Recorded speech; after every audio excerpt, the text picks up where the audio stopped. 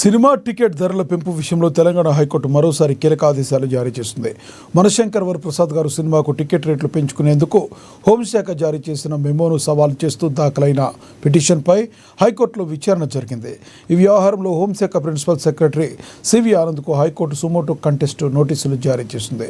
గత ఆదేశాలను ధిక్కరిస్తూ మనశంకర్ వరప్రసాద్ గారు చిత్రానికి ధరలు పెంచుతూ ఉత్తర్వులు ఇవ్వడంపై కోర్టు ఆగ్రహం వ్యక్తం చేసింది.